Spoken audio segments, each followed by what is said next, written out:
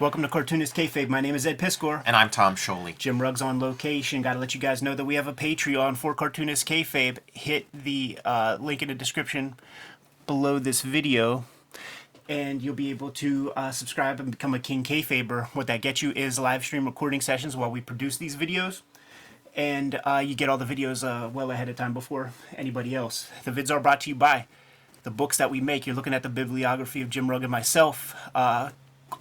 Almost up to date, but we've got some stuff forthcoming. Street Angel, Princess of Poverty, going to be coming out this summer. It is going to be the companion piece to Street Angel, Deadliest Girl Alive, and both trade paperbacks will comprise all of Jimmy's Street Angel material to date. He is the artist behind Plain Janes and the creator of Hulk Grand Design. The Hip Hop Family Tree Omnibus is coming out in time for the holidays. 504 pages, comprising of all 4 volumes of Hip Hop Family Tree, plus 140 pages plus of additional art and supplemental materials. Lots of art created exclusively for this book to kind of tie it all together as an entire unit. Please support that project. The new Red Room is coming out on a monthly basis. This is the cover to Volume 1, cover to Volume 2. Cover to issue 2, it's called Crypto Killers. Murder on the Dark Web for Fun and Profit is the name of the game. Each story completely self-contained. There are 2 Red Room trade paperbacks out there to date, Antisocial Network and Trigger Warnings. I'm the author of Hip Hop Family Tree, 4 volumes of that, 3 volumes X-Men Grand Design, which is going to be getting a collection in time for the holidays, and WYSIWYG. And today we are taking a look at the free Comic Book Day comic version of I Am Stan, a graphic biography of the legendary Stan Lee by King Kayfaber, Tom Scioli. Congratulations on this achievement to begin with, Tom. This fucking comic, this book here, is a masterpiece. And I do not use that term lightly. We're going to have to do a bigger video on the entire book, probably closer to publication date. Yeah. And me and Jim might have to do it privately and stuff, man, so that we don't get the urge to fucking yank your pants down and just fucking service you fully. But it's the best comic to come out of Pittsburgh to date, and it has created a situation where I have to step on my game in a big way, and also use the fact that you got some years on me, man, so I have some time to practice and things, you know? Yeah, pat yourself on the back with that one. But, it goes by fast. Yes, sir, man.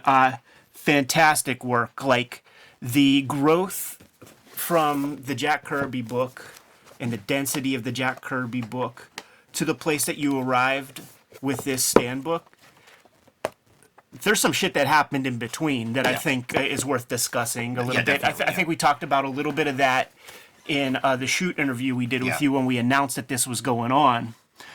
When this was collected this past free comic book day, I think that the publisher chose probably the best sequence to share for free with Gen Pop at direct market comic book shops. Man, the Wednesday Warrior crowd. This is the piece that they're gonna fucking jerk off all over, and it begins off the bat with Fantastic Four is out. So we need to get another bite of that apple. How do we do that, man? And one of the things that you do whenever they're kind of spitballing ideas, this is very clever, and it just speaks to where your mind is, man. It speaks to your intellect as a cartoonist, because we're not seeing any tails on any of these balloons. Right. That feels very deliberate. That was the toughest part of this, was that, I have my ideas about maybe who I think came up with what and who did what, but people read these comics, and then, you've probably had this too with, hip-hop. All of a sudden, there's, scholarly articles that are, quoting things from your book. Right. So the pressure's on. And if I have a comic panel where there's a tail going to Jack Kirby's mouth or going to Stan Lee's mouth, and it's saying, let's, gamma rays or something, it's you've just committed that to the record, that you've created this book where it says, Jack Kirby came up with gamma rays, or Stan Lee came up with gamma rays. And it's it becomes it becomes treated as though it's part of the record. So I had to come up with a way of having these guys have these kind of conversations and not put down in ink on paper that like, okay, here's the guy who really did, because it does become like a source. Yes. So you got to be careful. And again, we're coming from a cartoonist space. Like we've done our nonfiction comics, but we didn't start out there, and so it's like, it's just a different level of responsibility that you have. So this was a solution to that. And it is there's thematic rhythm to this sort of idea whenever they come up with a new concept for a comic book. And of course, as you read these, it's almost like that page one of the All-Star Superman where it's like Grant Morrison is distilling down the origin of Superman in like 4 quick panels, 4 sentences. Yeah. So as you read these, it becomes a fun piece of the thing where it's like we know what you're talking about, just with the explanations of the character, and you're subtle about it, man, and incredible. Of course, we know where that's going, and then you give us that little build. There's so much that happens in these books, and you find just this is so readable. Right. Yeah, that was a lot of this stuff is very deliberate, and it's, sort of things that I sort of decided on before I even got started. Some of it develops in the making, but some of it was like, I want to make a very readable comic. I want to make a relaxed, easy, enjoyable reading experience. And again, like things I'd been working on prior to, like, I've done hundreds of pages of comics between Jack Kirby and this. So you're seeing a lot of those lessons apply here. What color is that line that you're using? The line, it's like an orange? No, it's brown. It's like a dark brown that's got like some tooth to it, but it's just like a color I arrived at that just felt appropriate. Yeah, and explain that idea of like the black line and computer color and all of that. Yeah, stuff. I mean, it's just something that I sort of arrived at, and like if you look at like artists, like any comics artist who started out working out on newsprint, their work never looks as good off of, like when you take none of them. I can't name one of that whole thing, and like the people who are are good at the sort of post newsprint, digital colors are usually people who entered the game after that, like who never like set foot on like newsprint. But it's just that all of a sudden when we switched technologies and switched ways of coloring comics and went to like this digital process, all of a sudden the default line became this rich black line, and it was a completely new aesthetic to comics. And to me, it was a completely new aesthetic that you need to make a lot of adjustments for this new aesthetic, and nobody was making the adjustments. They were just sort of applying the old stuff to this new technology. And I mean, and it took me at least a decade to come to this realization, because I was doing it too. Yeah. And I did, like, it was just invisible to me because I had to sort of, and I realized that, the history of comics has never had a rich black line until like 1990, whatever, You could look on social media nowadays, man. Jose Villarrubia has been doing recolors, showing how he would kind of remaster the great Silver Age comics from Marvel. So he'll put 3 examples. He'll put a scanned version of the original. Yeah. And then he'll do his version in the middle, and he'll show you what the current reprints are that we are hypercritical about. Sure. The pure white paper, black ink with the very, very saturated colors. And what he does is so fantastic, but he keeps that pure black line from the line art, and it does...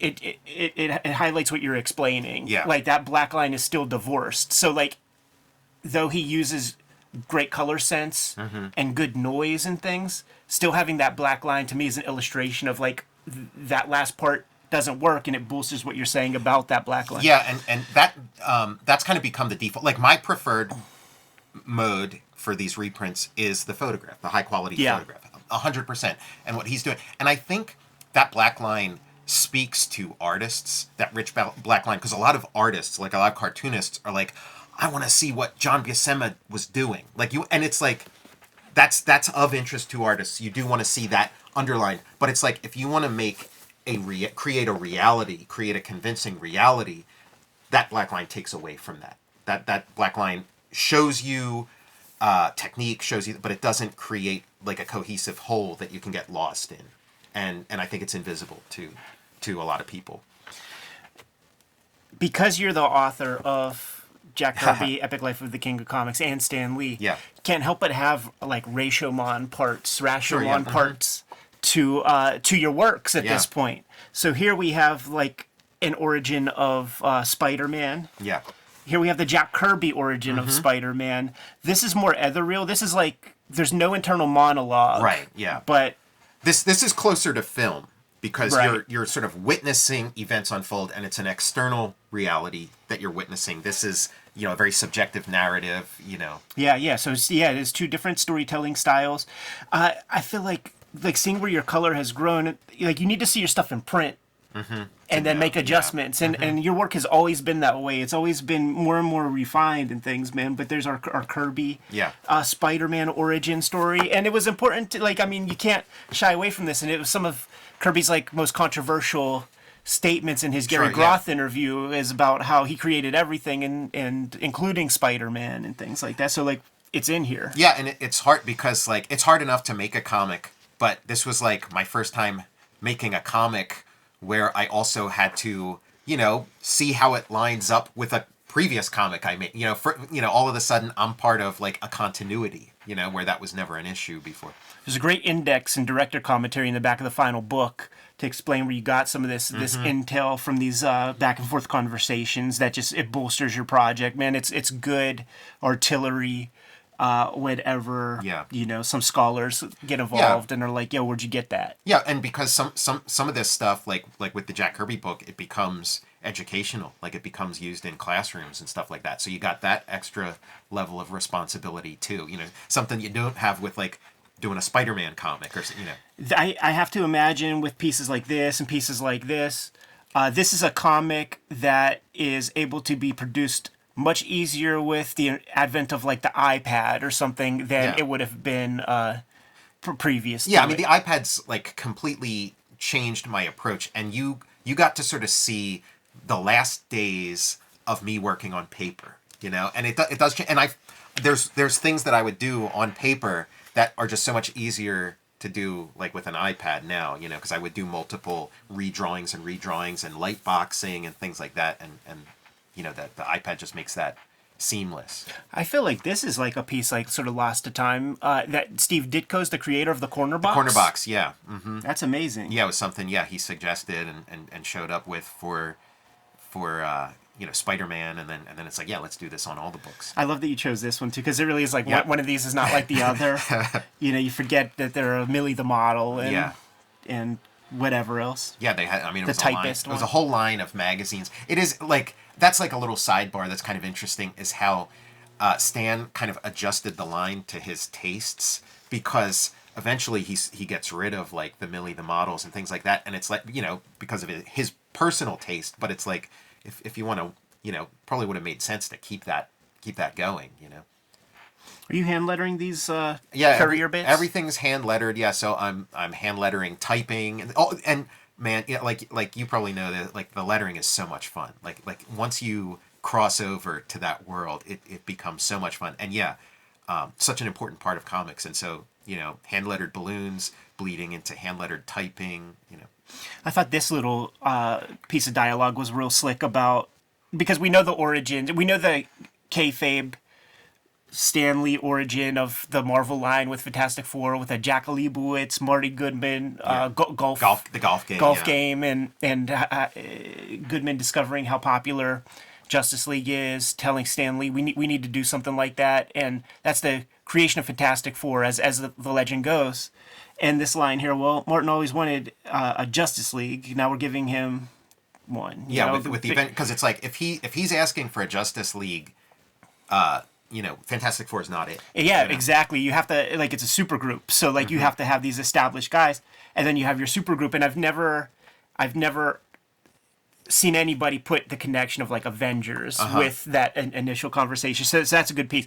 Does that come from history, or is that artistic license? I mean, no, that is, that is part of the conversation. Like, people who know this era and talk about it, that is part of the conversation, that, like, Avengers was kind of finally, it was like a quickie they had to bat out, but it like finally delivered on this thing that, you know, from all reports, Martin was asking for. We take for granted nowadays, man, that you could like type in your favorite cartoonist name into YouTube and see them be interviewed, or see them at conventions, or pop their name into Google image search and you get to see them.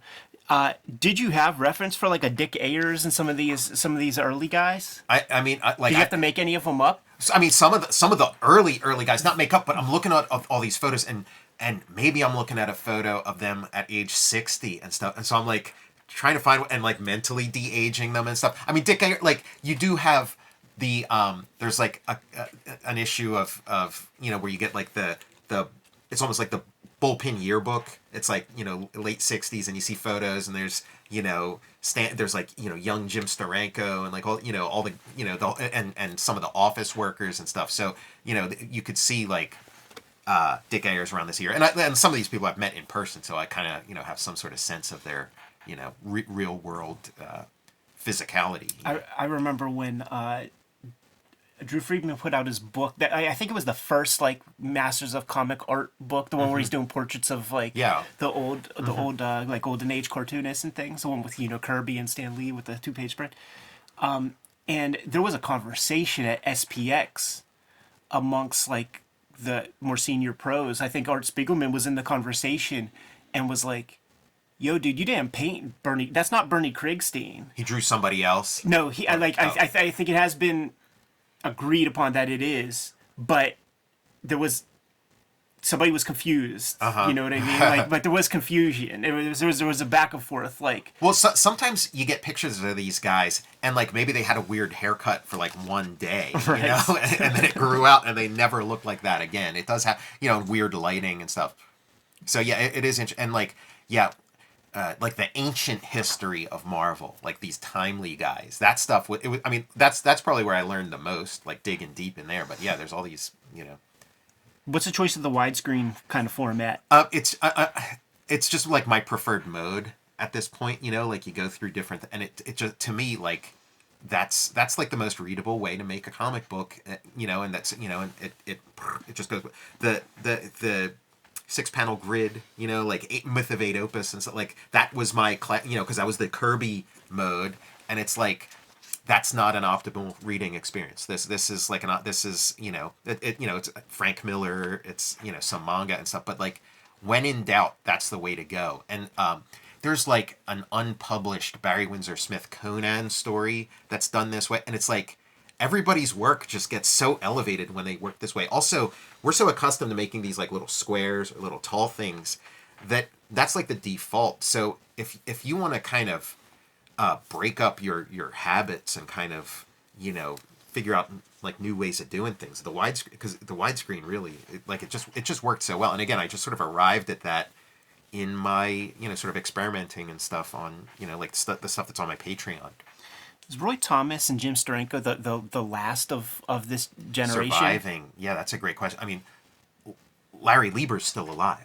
Wow. Larry Lieber. He's the you know, the last piece of history, I guess, you know. Yeah, it's wild. I bring that up because like lots of people in the underground have passed away. Like every year, there's like 3, 4, 5, and these are the cartoonists of like the 70s. Like, I mean, 80s. Barry Smith is their contemporary too, so he's still But yeah, it is like it's disappearing. Like again, it's kind of sobering seeing it in like music when it's like David Bowie and then Prince and then Tina Turner, right? Like because and these were, when I was a kid, they were sort of like mature talents. Like they'd had their like 60s stuff, and it was like the 80s, but like these were the people who were popular when I was a kid. So it's like if they're dropping dead, yeah, it's very scary. Yeah, super scary, man. Got to Bill Everett. So like once again, shouts to 10 Speed Press, man, for choosing the best stuff for the direct market. When it comes to this free comic book day, because we're playing the hits. Yes. With this free comic book and yeah, day. they picked this excerpt. I didn't pick this excerpt. They picked it, and then said, "Hey, what do you think?" And I'm like, "You guys hit a home run. This is it." And like where it ends is so perfect too. Yeah, You know, totally, man. The origin of Stan's soapbox. You know, like this is something that you read in history and were able to put together, and it's something that we all take for granted. Yeah. Of course, there has to be an origin to the idea of that, man. We were born into this, and we just have always known it was there.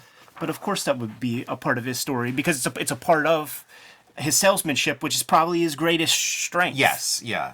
And you'll see this in this. And then this is one that kind of, because the Voices of Marvel record and stuff, to me, it's like this, like everybody knows about that. But out of this Free Comic Book Day thing, I think that's the thing people grasped onto the most. It's like, what is this? I got to find out about this. I got to get this. Yeah. That's the piece that I felt that way when I first read the Marvel Untold Tales book, like the Sean Howe Origin of Marvel book.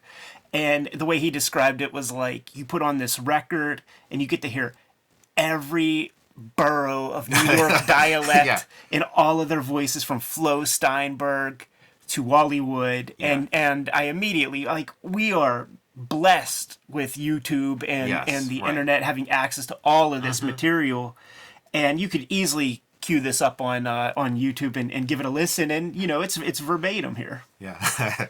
Yeah, and I love the Ditko aspect of it too. That Totally. like Ditko did not want any part of it, so they write this thing where it's like, "Hey, there goes Steve Ditko out the window. Do you think he really is Spider-Man?" Yeah, the sound effect. We got a John Romita appearance, man, and you know, DC artist. Yeah, John Romita is an interesting story because it's like, you know, Stan had to basically, like, almost, you know, not literally, but get on hands and knees. Like he was like wooing John Romita to like come back, because John Romita was like, "I'm done with comics. Like, I'm so over it, and maybe I'm done with you too, Stan." Because he was kind, you know, because that layoff, it's not in this volume, but there's like when like everybody gets sort of like laid off at Marvel, and it, you know, it was pretty devastating, and you know, you don't want to go through that again. His old style was so interesting too, man. Those old Captain Americas, where you could tell that he's like leaning deep into the kniff. Yeah. With the drapery and the way that he builds his faces and stuff like that. And you see John Romita Sr. in any of like the DVD extras on all the Marvel movies from the aughts and stuff. He is lockstep company man guy. You know, he is a salaried employee of, you know, the Marvel company, you know, probably gets health insurance from the company by being art director. So to have this little piece where he isn't just like a full-on company man is an interesting dynamic, you know, given what we know about him in history. But if you take a step back, it is consistent, because it's like, oh, you know, comics is too unstable. I can't work. But then it's, you know, Stan's trying to convince him, like, it's different now. You know, we can give you, you know, like a health plan and, you know. Right. Like that. I mean, he did his freelancer stuff for a little while, but then became juiced in, as well as Virginia. You know, like the guys in the 70s, 80s, they lived in fear of Virginia Romita, man, if they were a little late on pages. This is probably a great piece of kayfabe, man. The idea of Stan Lee writing even through the black, how romantic. Right, yes. Right? But also one of those famous fucking Stan Lee stories. Yes. I got to show off just like one page of this thing, man, because it's one of those great pieces, man. This page right here, where it's one continuing narrative through all iterations of Stan Lee. This is like the bookend to the entire project, man. And it's like the thesis statement of the book, maybe. Yeah, and it's so genius. You got your kind of Warholian aspect to it, man, wearing your Pittsburgh on your shoulders there, and all iterations of our guy, all evolutions, and illustrating that no matter which era, he's still, you know, he's honing that fucking kayfabe. That's the thing. That's the thing I got the most in the research. I mean, we kind of knew that, you know, to some extent, but watching all these videos and stuff, you do hear him tell those same stories again and again, and he's refining them. It's like, oh, that, and maybe it'll be somebody suggesting something. Maybe it'll be like the interviewer saying, like, oh, well, what if that? And then a couple years later, that's part of the story. You know, that's a good Wally Wood right there, man. Oh, thanks. Yeah, Wally Wood's fun to draw. He is really fun to draw. Yeah, I drew him for that illustration ale beer label, and then you've drawn all these guys. You drew Stan Lee. You know, you do a great Stan Lee. In the roughs of my beer label, man, I gave him a shoulder holster. And you cannot have guns on an alcoholic beverage label. Guns, alcohol, and firearms. You know what I mean? Yes. That you can't have the guns, and you can't have any jingoism. Okay. Like there's stuff that you associate with America, Budweiser or whatever, but like there's no flag. Okay, no literal. Yeah, no, because it is like alcohol, tobacco, and firearms. That's what I meant. Like that's this stuff is very regulated.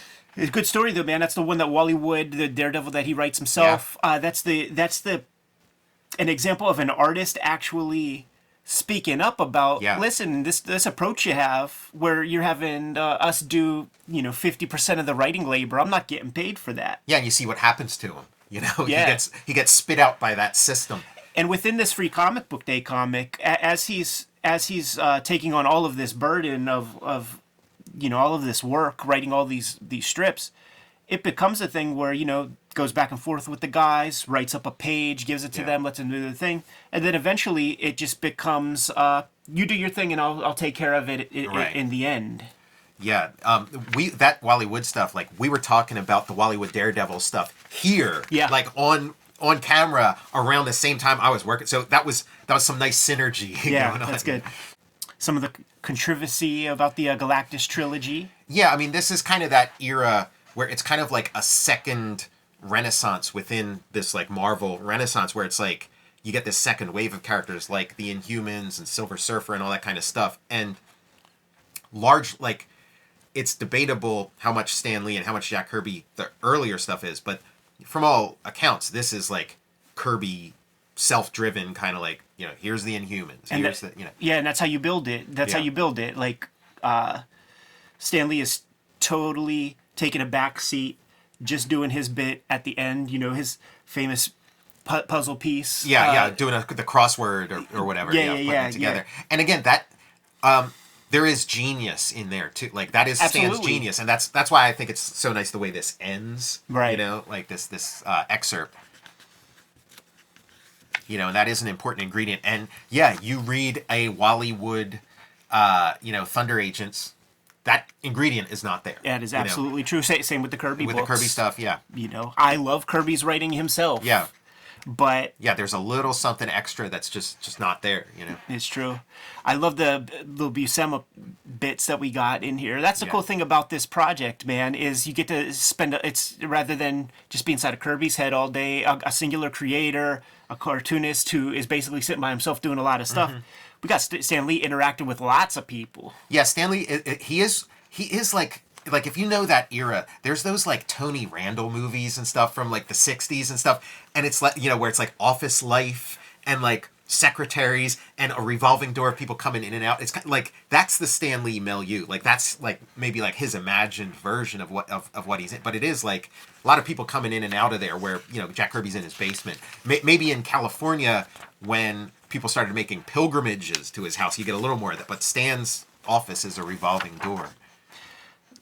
So we're ending the Free Comic Book Day comic with Ditko splitting. Yeah. It gets to the point we see a whole arc in this volume. It begins with Steve Ditko getting an opportunity to flesh out Spider-Man and to make it his own. The Kirby version a little too close to the Fly. Let's jazz it up, do a little something different. There's back and forth between Ditko and Lee for a while, and then there's not. Then it gets to the place of Ditko just turning in his pages and having nothing to say to Stan Lee and vice versa. Then we get to this page where Ditko's done. Ditko's gone. Stan Lee isn't even willing to speak with the man. Yeah. Walks right to the other end of the office, man, to Jazzy John Romita. You're up. And is like, guess what, dude? You stepped up in a big way for me when Wally Wood left Daredevil, or Joe Orlando, or however that worked out. You're on Spider-Man now. Yeah, and Romita, like every step of the way, is like a reluctant hero or whatever, because he's like, I can't do it. I'm not gonna. It's like in Casino or something, where like the guy, when he talks you out of the job you're trying to offer him every time, but like he eventually does it, and then we're off, and then here, There it is, man. That last page that we looked at, it was all the stuff that needs to be tied up to get us out of Ditko era, man. And they were teasing shit for so long. Yeah, the Green the Goblin, tease, yeah. The idea of Mary Jane was teased for a year, and so it's like, let's do it all. And this just would not be this if it was, we know what Ditko chicks look like. Yeah, it is the beginning of a new era. And again, it's like ending on this note, because this is a book about Stan Lee. He's a controversial figure, all that, but he does have his genius, and maybe his greatest like contribution, like his literal greatest, might be that line, That's one of them, man. Yeah. It's no with great power come great responsibility, Yeah. but listen, we'll take it. Yeah, to me, this has like more bounce. Like this has more person. Yeah, great power, great responsibility is kind of a it's a bromide or whatever. But this, not too many people could write "Face It, Tiger." You just hit the jackpot, as they walk in. Warts and all too, because it's kind of kitschy also. But fantastic, man. When's the book coming out? It's coming out in August in comic book stores and in September to other retailers. Hardcover and softcover at the same time, as well as a softcover of Jack Kirby, Epic Life of the King of Comics. Kayfabers, like, follow, subscribe to the YouTube channel. Hit the bell so that we can notify you when new videos are available. King Kayfabers on our Patreon get to witness the live stream recording sessions that we conduct to make a week's worth of videos, and they get all the videos well enough ahead of time before anybody else, completely mitigating that kayfabe effect. But these vids are brought to you by the books that we make. You're taking a look at our bibliographies right there. The Hip Hop Family Tree Omnibus is coming to you in time for the holidays, man. 504 pages of comic material plus 140 pages of additionals, including fresh art drawn exclusively for this book. This is all going to be gold leaf, by the way, man. Very reflective nice. and shit. I love it. Yeah. The gold is for the money and the green is for the honey, or vice versa. There's a new round of Red Room coming out. First issue is out there in the wild right now. Red Room Crypto Killers 1. Here's the cover for Red Room Crypto Killers 2. Murder on the Dark Web for Fun and Profit. There's going to be 4 issues in this last run. 2 trade paperbacks of Red Room are out there right now. The Antisocial Network and Trigger Warnings. There are 3 volumes of X-Men Grand Design out there, but there will be a forthcoming X-Men Grand Design trilogy trade paperback collection in time for the holidays. WYSIWYG is out there. Tom also has Fantastic Four Grand Design, Transformers vs. G.I. Joe, GoBots. What else? Godland is still in circulation. Yeah, American Barbarian is still in American print. Barbarian, Jim Rugg, Street Angel Princess of Poverty. Get this book when it comes out this summer. It's the companion piece to Street Angel Deadliest Girl Alive. Having both volumes will comprise of all of Jimmy's Street Angel comics to date. He is the creator of Hulk Grand Design and the artist behind Plain Jane's. Scoop up the Stan Lee book as it comes out. It is an absolute masterpiece in comic book making. We will do a bigger video on the entire book closer to the date that the comic comes out. Pat yourself on the back, Tom Scioli. You created a fantastic work with this Stan Lee project. People are going to freaking love it. Give the Kayfabers the marching orders so we can get out of here. Make more comics.